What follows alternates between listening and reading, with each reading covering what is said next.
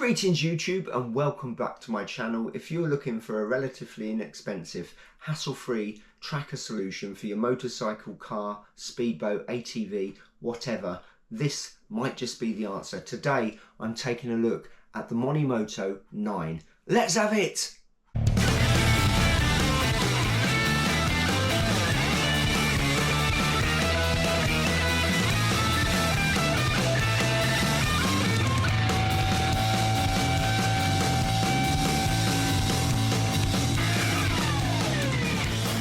So before I open up the box and take a look inside, I just want to say that this was sent to me. I was asked to review this, so I haven't parted with my cash for this product, but I will be giving an impartial review of it all the same. Anyway, let's open it up and take a look inside. So there is a bit of card telling you what's in the box. There is also very basic how to set up starter sheet with some information on it, and then we have the product itself. This is the Monimoto 9. It's quite compact, you can see it compared to the size of my hand. It attaches to your bike using a couple of cable ties that can be undone again. Little slot there for the cable tie to fit through. It also has a key fob, which I would suggest you attach to your house keys rather than the bike keys. More of that later. And also in the box is a little rubber plug that will secure the charging hole, USB-C charging hole, and this is all part of the IP68 waterproofing. So the IP68 waterproofing, dustproofing rating means that this is completely safe to use on your motorbike. You could in fact use it on a boat and it could be fully submerged and still be okay. So no worries connecting it to your bike, riding through the winter, jet washing, all that kind of stuff. It secures to your bike with, as I mentioned earlier, some re-releasable cable ties. Obviously you want to tuck this out of sight, not under the seat because it's a bit too obvious. That's the first place a thief is going to look, but somewhere on your bike, tucked away behind a panel or something. It's best if it's not covered up by metal work. So if you've got a metal tank and you somehow put it under your tank, that may interfere with the signal. But anywhere else on the bike, it should be completely fine. And given that it's relatively small, it should be okay to hide away. I'll be having a look in a minute on my GSA, seeing where I can hide it. So what's also really nice about this is the fact that there are no electrical cables leading away from the device to the battery, which is a telltale sign there's a tracker on the bike. It's independently powered. This is rechargeable via the USB-C socket there. As I mentioned, there is a rubber plug which will seal that up, and for some reason they've left that unattached, but there is an adhesive pad to peel off and that will stick the plug in place. The fact you fit the unit yourself to the bike means it's not going to be Thatcham approved, but it really is a hassle-free installation. You pair it up with an app on your phone, which you download from the App Store for either iOS or Android, and then there's a few procedures you have to go through, some details you have to give, and you should be up and running. I'll go through that with you in a second. Anyway, the way this works is this key fob, if it's in close contact with the unit itself, means the unit stays asleep, it doesn't do anything, and you can ride off without having to think about geofencing or anything like that at all. It's just completely hassle-free. If somebody tries to move the bike whilst this is secreted on it and the fob is out of range, and the range I think is at about 4 or 5 meters, something like that, then within a minute you'll receive a phone call via the app on your phone, and then there is live tracking afterwards, which is updated every 5 minutes. Hopefully it's the difference between your bike being recovered and not, because it would appear the modus operandi for thieves these days is to roll the bike out of the way, tuck it out of sight and leave it for a bit to see if anybody comes for it, to see if there's a tracker fitted to it before they start to take it apart. So let's get the app going. I've downloaded the app onto my phone. I've worked through the pages where I'm entering my phone number, entering my email, etc. Obviously I'm not showing you that. And I've got to this page here where what it wants me to do is get this apart. This is the key fob. You insert a flat bladed screwdriver in there, just twist it and that will open up both sides of the key fob. And then you remove a plastic film which is stopping the battery from making contact, and that will bring this to life, which should then Bluetooth with the unit itself, which I had on charge before I started doing this video. It just takes a couple of hours to charge up. Whilst it's charging, there's a red light that's flashing, and once it's fully charged it will then just go to solid red and the light is on. When it is charged, it will last for 12 months, or up to 12 months is what they say. Obviously, the more times it's triggered and it's having to do some work, the quicker that will deplete. But if it's minimal use, it will be 12 months, and the app will notify you when we're getting down to a low battery situation, at which point you will plug it in and charge it up, either by taking it off the bike or just having a nice long USB-C cable which you can charge it in situ. Right, let's get the key fob apart and get the thing fired up. Right, so there's a little slot in here. That was very, very easy to do, he says.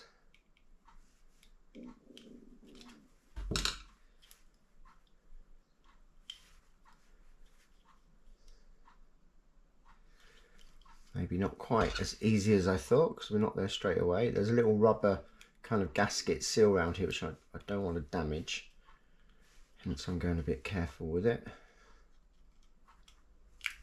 There we go, there we go. So that's come apart, and I remove this. Let's pull that out that way, like that. So now a little light lit up to show that that is now active. I snap this back together.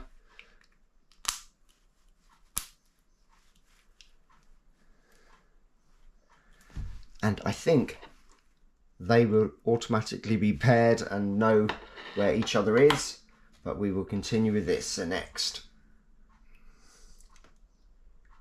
Place Monimoto and key fob very close to your phone. Well, that we can do. It wants me to scan. Let's put those really close together. I've pressed scan, and now it wants me to check the serial number to check that I've got the right device. So I'll do that. Press next. Okay, a whole load of phone number things next. So I'm going to obviously get that done, and then we'll go back to the next screen. Okay, it's all syncing up now. It says it's checking the network, can take up to 2 minutes. Now the whole setup process with the app is supposed to be very, very straightforward. However, at the moment it's not recognising the key fob, so it's sitting there not happy. We will see what happens. This is the second time I've attempted to sync it up with the key fob.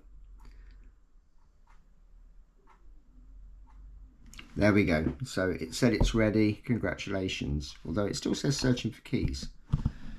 But I'm guessing we're okay. And I've just had a little text message come up say, welcome, I am your Monimoto. Let's have a look. Right, it worked. It synced up. It recognised the key. I don't know. That was probably something I was doing. It usually is. And it then sent me a text message saying, welcome to Monimoto, and to save their number in my contacts, which I've now done. I've created a contact, Monimoto. So should the bike get moved when the key fob isn't within range, I will within a minute get a phone call and then every 5 minutes after that it will give me live tracking and show me, I think it's on Google Maps, where the bike is. So a bit more information about the device. It has an integral SIM card built into it, and that is working on, and I'm going to have to look away to read this because I keep forgetting. It works on the LTE-M, so that's LTE Cat-M1 network, which provides the tracking. I think that is 2G, I believe, and by using that it keeps the power consumption down to a minimum. At the time of recording this video, the unit is £149. I'm just going to check for sure on their website. It is £149 on their website. There is an annual subscription of £36 to keep the tracking system, the SIM active. This isn't a manned system. There's nobody at the end of the phone. It's fully automated. It's £36 a year. You get the first 2 months free when you purchase and activate the unit. If you like the look of this and you want to purchase one, and you use the link down below in the description of this video, you will be able to enter a code TWD10, and that will get you a 10% discount, but that is only active for a month from publication date. So I believe this is going out 19th of June, so it'll be there till 19th of July. Right, so if I open up the app, cool. It takes me straight to the home page, which tells me the condition of the battery, which is okay, which it should be. It's literally just been on charge, and it shows me the device is ready. If I go onto the events category, it just says, welcome, your Monimoto is ready. And there is a help section as well, and then a settings section where you can set stuff up, and it tells you about the SIM card and where you have to sign up to cover your subscription once your initial 2 months is over. Right, okay, thing to do now is get the device secreted on the bike, and then I'm going to take it out for a ride, go somewhere, and see if I can get it to call me when I move the bike with the key fob out of range. Right, I think I'm all set, so it's time to go and get this on the bike. So the tracker is secreted on the bike. I point out it's not under the seat. That's the most obvious place that a thief would go to quickly. Took me quite a while to get it tucked away on the bike.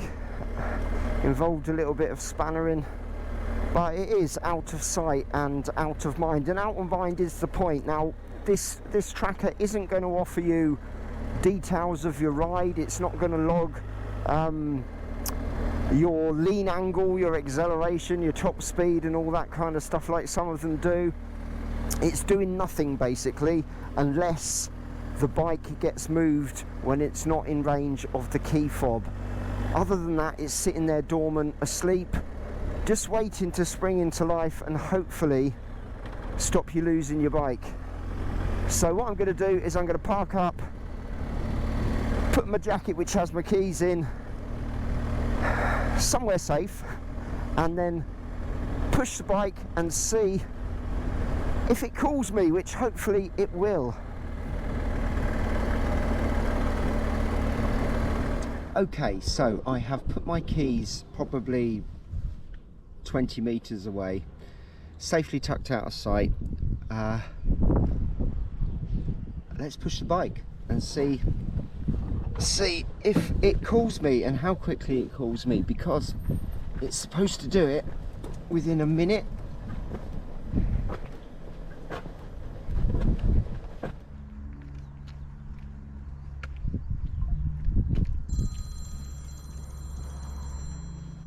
I walked away, but there it is. The phone is ringing. Monimoto. Is now an alarm. If you did not trigger the alarm, please check your Monimoto application and your motorcycle or another protected asset. Okay, that definitely works. It also says up here, alarm, GSA is moving. GSA is moving, next update in approx 5 minutes. Now, if I come back with the key fob, and that should then recognise that it is in fact not stolen. But I'm going to just check on the app now and see if it gives me a location on maps. Cool, and there we have it. Up on the screen on maps is the location of the bike, and that is pretty accurate, I would say, to the meter. Apparently it will still work if it's inside a van, and that will then perhaps not be quite as accurate, but it will still tell you where the bike is. So I think that's a success. It was very easy to install, very easy to set up the app, and it worked straight away. I've got to go and get my key fob back now before I ride off and realise that I've left it behind. I'm sure Monimoto would inform me that the bike's moving again. And as I said, if you like what you've seen today and you fancy getting yourselves one of these with a 10% discount, use the link down in the description and the code TWD10 and you get yourself 10% off. Hope you enjoyed today's episode. Please give it a like if you did, and subscribe to the channel if you haven't already, and I will see you in the next one. Bye bye.